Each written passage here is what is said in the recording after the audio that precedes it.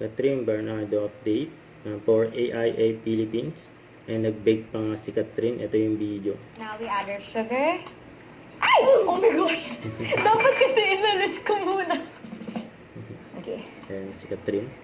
I got this. Yung ipa Hi guys, it's Catherine Bernardo for AIA Philippines. And today, we will be trying baking. And just to be clear, hindi ako expert hindi ako expert like at all. But I guess that's the point. Let's try anyway. I feel like sometimes we avoid things we're not good at parang nakakahiya at nakakatakot magkamali. So, we just stick to what's familiar. I still have my days na kinakabahan akong magkamali sa set. When there's a heavy scene or sometimes kapag may mga kasama akong senior actors on set, no matter how prepared you are, pag nandun ka na, magkakamali ka because, you know, we're just human beings. But yun pala, it's okay because that's where we learn. I also learned how to calm myself, especially under pressure. And once magawa mo, kaya naman pala i-handle yung ganung pressure. And I think very fulfilling yung nararamdaman ko after that, na it's okay to make mistakes. Let's start. Step 1, preheat the oven. So moving on with our dry ingredients. First, we got flour, baking soda, baking powder, tak-tak nyo lang. Cinnamon, I love cinnamon. Yung bango. And then, salt. And now we mix it with love and care. Alam ko nakaka-pressure kasi baka magkamali, especially with the measurements kapag baking, and the final product won't be the same. But I realize you don't really grow if you stay where you're comfortable. Minsan, kailangan mo talagang mag-try. Amen, sister. Moving on with our wet ingredients, let's first mix our butter and sugar. Okay, let's put the butter. Now we add our sugar. Ay! Oh my gosh! Dapat kasi inalis ko muna. Sugar, put everything. We love sugar.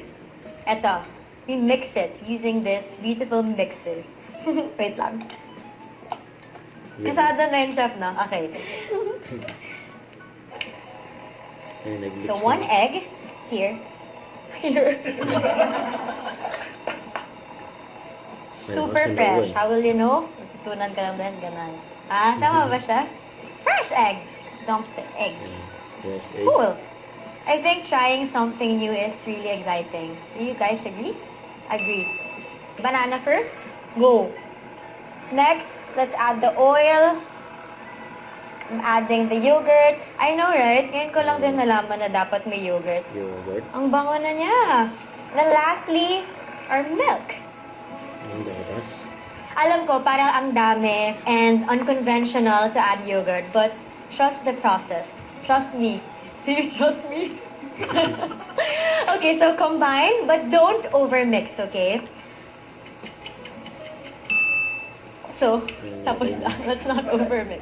Now, let's add our dry ingredients slowly. Yun. Okay, and then mix ulit natin for like 1 to 2 minutes. Don't overmix, okay?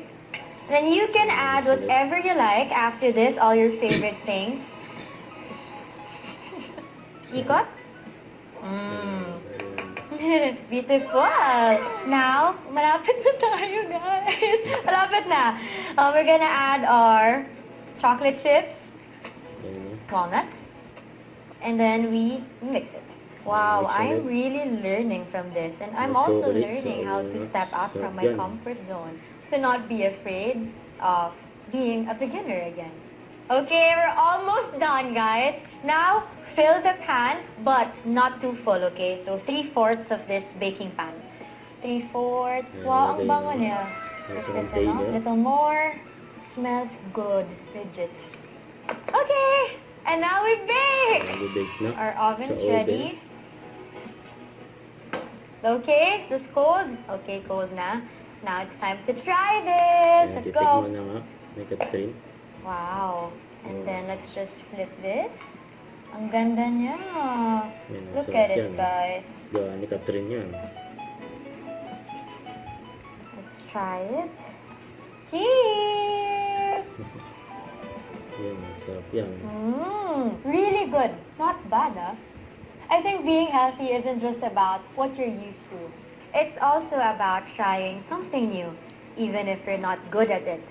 Yet, you're choosing to grow, even when it's uncomfortable. And as you grow, it's just as important to make sure you're protecting what matters, your health and your future. Find out how AIA can help you protect your health and your future. Visit aia.com.ph. Don't forget to subscribe, click the notification bell for my update. This is with your the action vlog. Stay tuned for more videos. See ya.